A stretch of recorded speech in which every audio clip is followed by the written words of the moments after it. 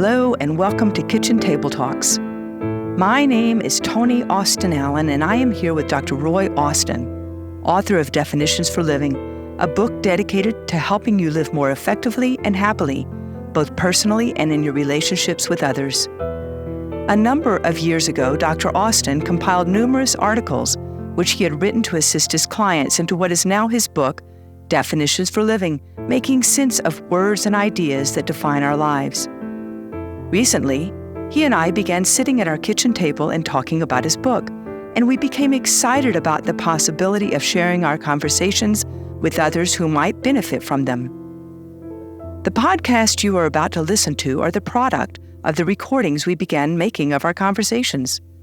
We have discussed the book chapter by chapter and have produced this series of podcasts to accompany the printed version of the book, which is now available as an ebook on various publishing websites. Although we believe you will benefit greatly from the podcasts themselves, you will get the most out of them by purchasing the book, reading each chapter prior to listening to the podcast, and having it available to follow along with our conversations. The ebook is available on Amazon Kindle, Barnes & Noble, Scribe, Booktopia, Apple Books, Layman's, and Adlibris. We hope you enjoy our talks at our kitchen table as much as we have, and that your life will be greatly enriched by having shared our conversations with us. Chapter 17, A Matter of Opinion. Well, I don't know what this has to do with me. I don't have any opinions at all. Nor does anybody else, right? Oh my gosh, I would say that, we have probably more opinions than ever in the history of mankind, but I don't think that's the case. I think there's been opinions about. That has always been true. This, like I shared with you earlier, Toni, this chapter is one of my personally most difficult chapters to read for myself. Because I have to practice it quite often, and sometimes I don't do a good job of it. And we'll get into the details of that statement later. So this chapter sometimes grates on me because I've had to learn this myself through the years, and I think this might be helpful for a lot of other people. I think so, and it's amazing how many opinions we have. And I like what you said. Our opinions may be based on fact or fantasy, complete or sketchy data. They may simply reflect what others think, or they may be largely independent of outside input. They may be useful, harmful, or benign, but they are still our opinions. Yes. We can't even know if we're in reality when we have opinions, can we? Oh, no. And that's one of the basic of the three principles on how to offer an opinion that we'll get to in a moment, as far as what our opinions are based on. Right. But the purpose of this little short chapter, Toni, is that because we all have opinions, and many people have very strong opinions about a lot of things. Mm-hmm. And this is where the rub comes in, which led me to write this little chapter, and that is many people feel very free to share their opinions with others, and that over willingness and not knowing how to or being willing to express opinions appropriately, or even how to ask for opinions from others appropriately, really creates stress and strain and conflict in relationships that is really unnecessary. But in a world of opinionated people, which all of us are, it's really important for us to learn how to do it correctly. Because it would be nice if we'd all just kind of keep our opinions to ourselves. But one, that's not going to happen, and two, that's just kind of how we communicate, and that's what life is about with us humans. That's all we got to go on is our experiences. Right, and then we are reminded of one of our relatives who, in her down-home wisdom, one of her most favorite sayings, which she did a good job of practicing, by the way. She grew up on a farm out in West Texas, and so she has a lot of West Texas country wisdom. And one of her favorite sayings was, well, you know, everybody just needs to hold their own row. Stay out of my row, man. I didn't ask you to come help. That's right. And so she would be very pleased with, had she ever read this chapter on the matter of opinion, because she was one of those that knew how to keep her opinions to herself unless she was asked for it. Yeah. And which made her one of the great souls in our family. Absolutely. Well, let's talk a little bit about how to offer an opinion. And I bet 9 out of 10 people don't even think about this. I didn't, and it's just getting permission to offer your opinion. What a concept. What a concept. Here again, so many people think that, number one, that their opinions have great value to the world because they assume that whatever I believe about something should be shared with the world because it's so correct and it's so right, and everybody else should really value whatever I have to say about it. And they just feel free to share it without ever even checking first if people are interested in their opinions. It's just, and I was sharing with you earlier that so many people, you know, when they're in a discussion, they might say, well, if you ask my opinion, and then they go ahead and share their opinion without waiting to see if someone does ask for their opinion. Or even worse, they might say, well, I know you didn't ask for my opinion, but I'm going to share it with you anyway. This is what I think about it. Oh, I hate that. Yeah. Or the one that I was discussing earlier. It comes out as a question, but it really is a two-edged sword where somebody might say, permission to speak freely? And you go, oh no. Oh yeah. What are you gonna say? Right. And that's always a hidden meaning behind that. And yeah. You know that they're going to go ahead and do it anyway, whether you want it or not. Yeah. But really to ask, like, I don't know, a more gentle way to ask might be just to say, hey, I have some thoughts on that. Would you care if I share my thoughts on that or my opinion? But certainly don't, I don't expect you to take it, but I just have some thoughts that I'd like to share. Yes, and certainly you have pinpointed a real key to getting permission is that it's not really a formal type thing like you say to someone, well, I have some opinions about that. May I have your permission to share them? Yeah. That's a little formal and stilted, and that's not what I'm talking about here in this chapter at all. But that gentle way of saying, now that you've shared that with me, or I've been thinking about that a little bit, and I was wondering if you might be interested in some ideas I may have about that, or some thoughts I may have. Would that be okay to share? And it's a softer approach, and you get a much better openness for someone listening to what you have to share if you ask them if it's okay to do so first. And that's one of the cardinal rules that most people don't follow at all. They just blurt out with their opinions, and then it gets into a conflict or it hits a cold brick wall with the other person, and that's totally unnecessary. Well, that makes total sense. Let's go to number 2, and you talk about when you do express your opinion, basically, I'm going to summarize it, do your homework. Get the facts, make sure you know what you're talking about. And if you don't, make sure that you tell them you don't know what you're talking about, but this is just your opinion out of your head. Right.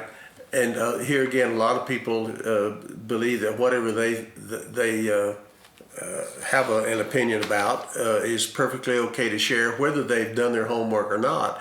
And they don't really offer a lot of credibility to that. They just, just in a matter of conversations that can happen anywhere, over coffee or at the workplace or at home. They just say, well, my thoughts on that are, and they don't think about that they have never done any homework on it. They've not studied it. They've not researched it. They don't know anything about it. They have not experienced anything related to that. But they feel entitled to share an off-the-cuff opinion, and then they wonder why people are not very receptive to their thoughts and their ideas about something. Well, that makes sense too. These are all really just practical things, but we don't give it much thought when we do this. And then number 3, it says, before you give your opinion, clarify to your listener what you expect him to do with it. And as we were talking earlier, you want to make sure that there's no hidden agenda anywhere. I think it might be good if you just read those 2 short paragraphs. It's sort of self-explanatory, but it will present the idea quite well, I think. Okay, certainly.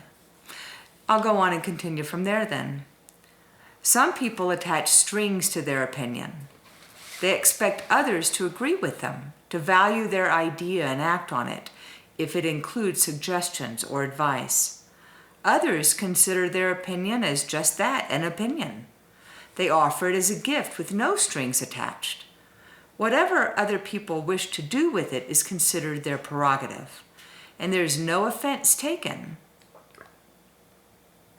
if their opinion is ignored or not acted upon. Oh, let me finish the next part, sorry. The people to whom you give your opinion deserve to know which of the above approaches you take, because it may determine whether they wish to hear your opinion at all. It may also help them to know what to expect from you when they respond to your opinion. And this is another principle that most people either do not know or don't care about following, and that is to examine oneself in their sharing of opinions. How do they do that? And a lot of people who are, they have big egos, and they believe they are right just about everything, and they know something about most everything in the world, and they consider themselves authorities on it. And so they have a hard time following this principle. And then there's another category of people that's not totally unrelated to the first category, and that is what we call control freaks. They believe that the world ought to live according to their expectations and their rules and what they think is right. And so they just assume that if I give you a piece of advice or share my opinion, then you should not only take it, quote, seriously, but you should agree with me and follow any suggestions I give. And you'll notice this a lot, but it usually is after the fact that someone will give an opinion to you or give a suggestion, and you might say, well, I will give that some thought, and I appreciate you sharing those thoughts with me, and decide if it might factor into the decisions that I'm trying to make. And then you don't agree with them, or you don't follow their advice that comes from that opinion, And then their retort is, well, then why did you ask me what I thought about it at all? If you're not going to agree with me, or if you're going to argue with me about it, or you're not going to do what I suggest, then why bother to even ask me? You're not even, you talked about the word considering. You're not even considering what I've suggested. Yeah, It's which is an impossibility, of course. Yeah. What they actually means is you're not valuing my opinion enough to agree with me or follow my advice on it. And so sometimes that attitude comes out after the fact, when you have done either of those, had it not agreed with them or not done what they suggested, and then they're offended by that and say, well, if you're not going to give my thoughts any more consideration than that, then don't even bother to ask my opinion anymore. Mm-hmm. So they have those hidden strings attached that you don't know about. Yeah, I was thinking about this a little earlier, and I was reminded of when my children were in elementary school, and the principal had to have a community discussion with the parents and herself, because there was a lot of opinionated parents in this little school. And they were constantly calling her, emailing her, going to the office. And she came out and she said, I will listen to all of your opinions, but that doesn't mean I'm going to do all of them. Mm-hmm. I will consider them, I will weigh them, but I might do something completely different. I need you to know that. And I thought that was, a lot of parents were in an uproar about it, but I thought it was very good communication. Oh, absolutely. She did a great job there. Yeah. And that's the essence of this particular chapter, and that is to doing it correctly. And she did it correctly. Mm-hmm. Mm-hmm. And then there's the idea of how to ask for an opinion. And again, we don't think about this much. We might, we can ask people all kinds of things that they may know nothing about. It's just amazing. I don't think about this. Yeah, and that's why the first one is that before you ask anyone for an opinion, think about who this person is, mm-hmm. what their experiences have been as far as you know. Before you ask their opinion, see if you can qualify them, quote, quote, in your own mind as someone who is worthy of having an opinion about this. Because it would be rude to ask an opinion from someone whose experience or training really don't lend themselves to their having a really educated and informed opinion about something, and then you dismiss it offhand, saying, well, what do you know about it? You don't, you've never been in my shoes before. And so that's an insult to this person if you ask their opinion or to share their thoughts about something, and then you just off the cuff dismiss it because you really don't believe they know what they're talking about in the first place. And that's a real catch-22 you don't need to put someone in. Absolutely. Now the second one, it says, be as specific as you can about exactly what aspect of a given situation on which you want someone's opinion. And I think that's really important. I've been in many, many situations where someone was asking me something and I didn't even quite understand how I needed to answer. It was, I don't even know how to answer that, or it's like I just didn't have enough facts to go with. And I like the example here. Would you talk about this little example? It was about asking a neighbor, perhaps, about the car. Oh, yeah. This, I think, is a good, simple example, mm-hmm. Which can be extrapolated into a lot of areas of life. I give the example of you could ask a general question is, I'm thinking about getting another car, Bill. What do you think? Mm-hmm. That kind of open-ended, vague question, and Bill's got to stand there and figure out what information do they want or what part is there about buying a car that they want my opinion on? And so that doesn't give the other person much to think about or to formulate their ideas about. And I said, but you'll get better, more concise information if you say something like, I'm thinking of getting a new car, Bill. You had both 4 doors and 2 doors.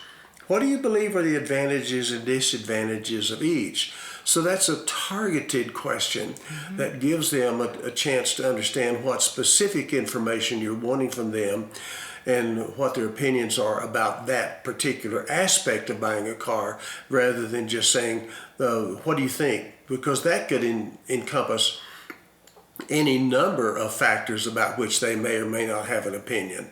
So that's just a simple example, is give as much specific information about what you're really wanting from this other person, rather than some vague, off-the-cuff question. I'm imagining the situation that I bet many people have been in, where a partner or spouse comes out and says, what do you think about this shirt that I'm wearing? Oh, that's a great example, yes. And you're stymied going, oh my gosh, what do I say? I don't know. And you see it on the face, and fights can come out over this if you don't say the right thing. Absolutely. And you don't know, are they saying, is this an appropriate outfit for going to the party?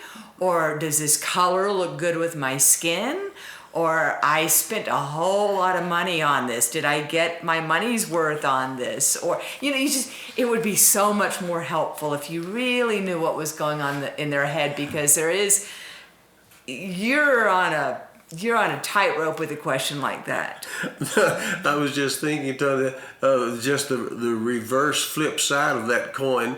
That one is just about as bad as this one, when someone comes out and a spouse may say, are you going to wear that to the party? No, I'm going to go change right now. That is a definite opinion hidden as a question. Yes. So they're both about as equally as bad, Exactly. I think. That is funny. All right, number 3. When asking for someone's opinion on a matter, provide him with enough background information for him to give a credible response. Also allow him to ask whatever questions he needs to before offering his thoughts on the issue. Do not pressure him into giving his opinion before he feels prepared. I like that last part, because sometimes when you're kind of put on the spot to give an opinion, you really want to weigh things and see how to say it well.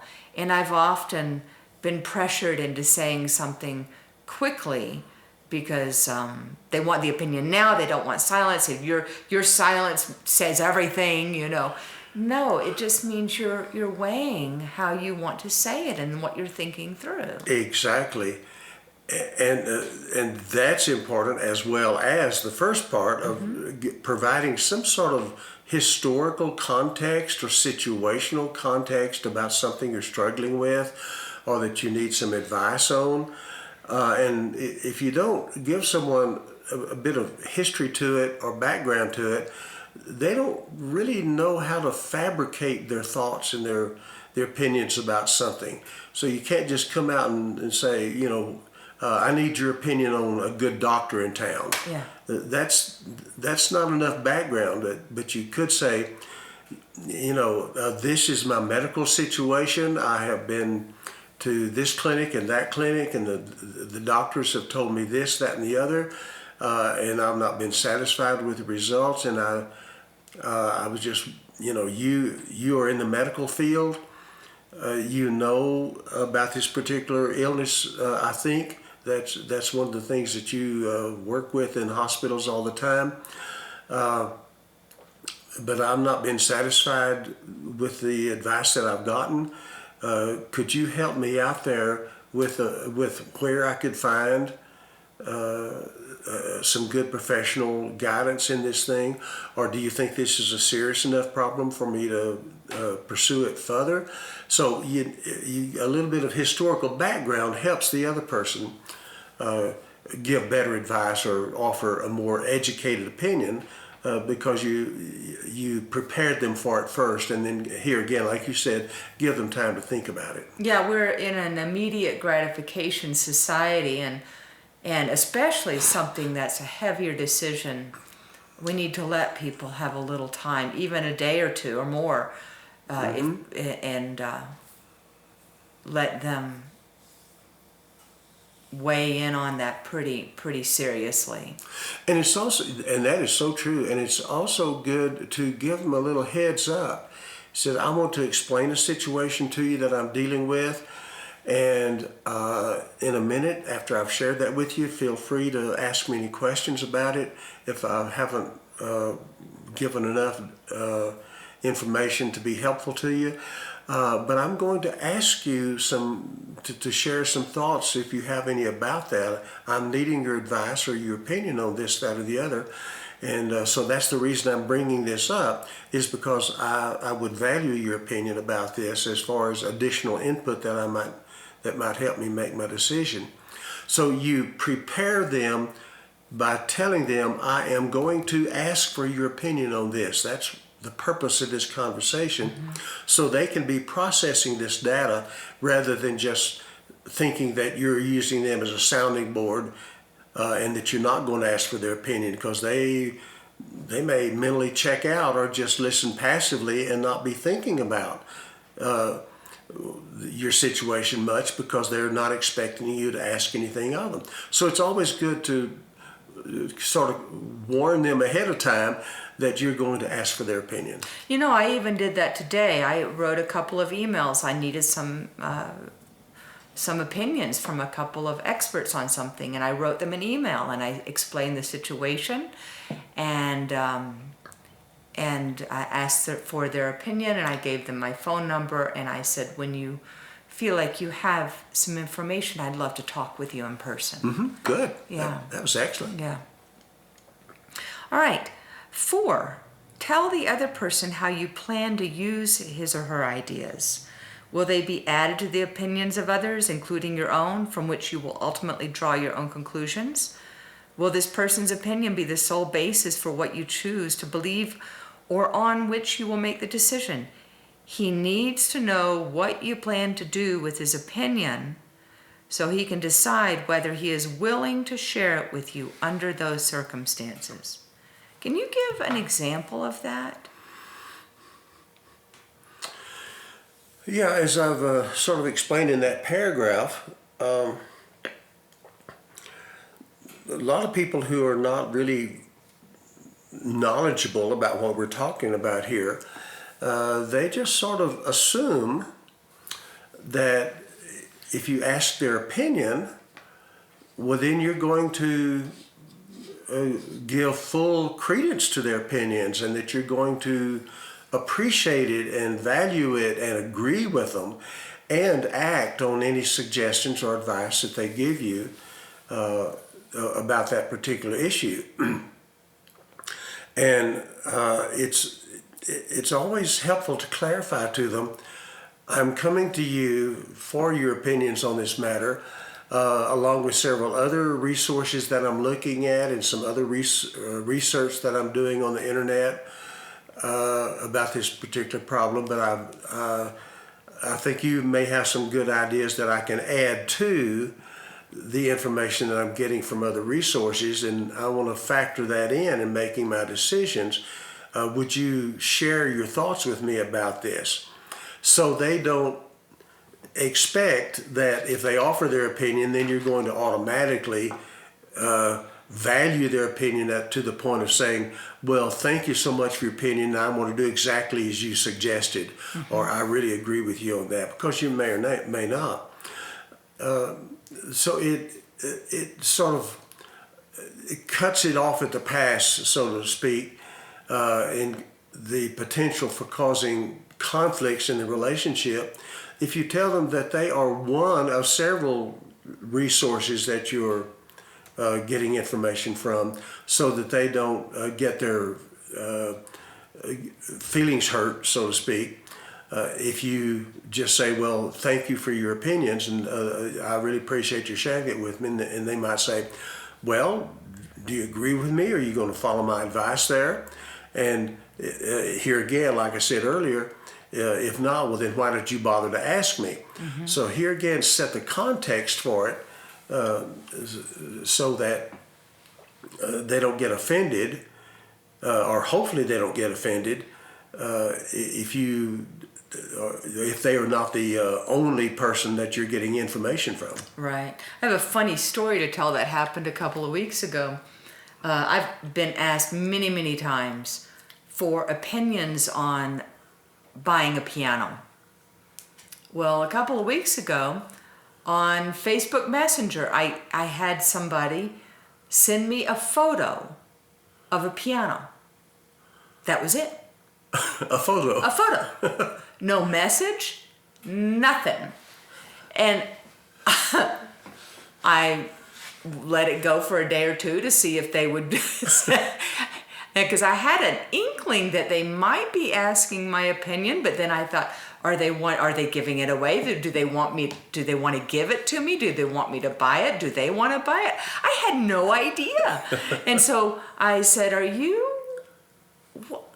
I'm not sure why you sent this to me. And they said, well, I saw it.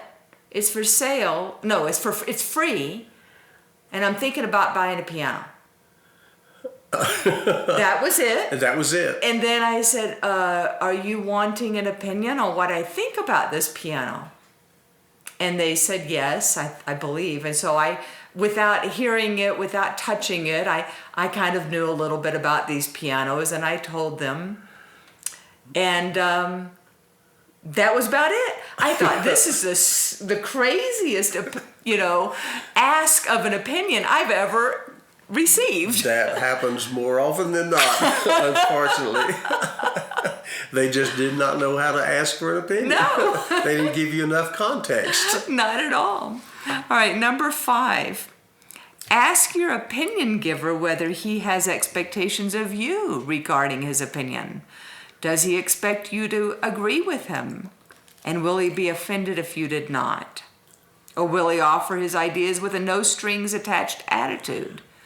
This information can help you know whether to allow him to express his thoughts or to withdraw your request. And this number 4 is the counterbalance to number 3 that we've already discussed. You mean number 5? Number 5. Yeah. Sorry. Earlier, is that if they do not tell you ahead of time what they expect you to do with their opinions, whether it's no strings attached, like you said earlier, when we first started the conversation, someone might say, hey, I'll be glad to share my thoughts with you about this, no strings attached. If you agree with me, don't agree with me. If you follow my advice, no problem. No foul, no harm.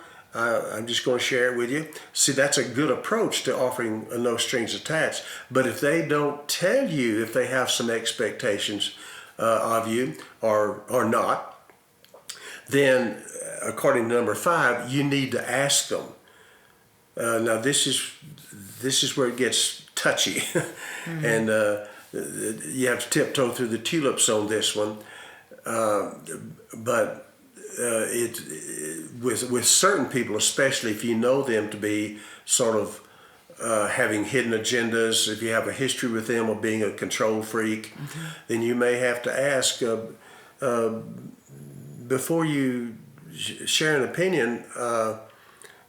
Is this a situation where you are going to expect me to go along with it just because you've offered it?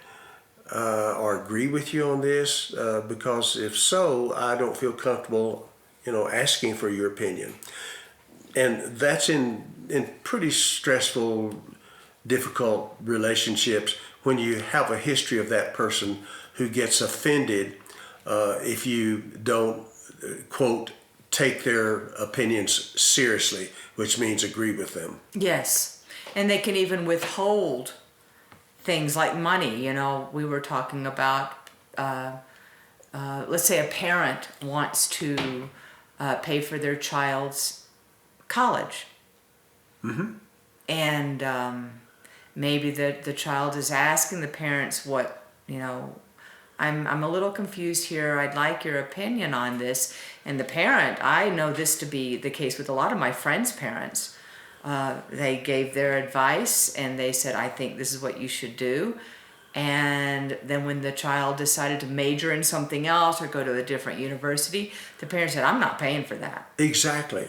That's a good example of it. Yeah. That's those hidden strings, is that it's not just an opinion, it's an expectation. Yes. And that causes a lot of conflict in relationships if you're not upfront about it.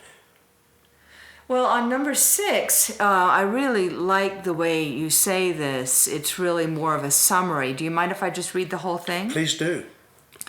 Lastly, keep in mind that opinions are to be used to enhance communication and broaden one's outlook on life. All people have a right to their own opinions about anything, whether you agree with them or not. Opinions are to be shared for everyone's enrichment. They are not to be grounds for hostility or power struggles.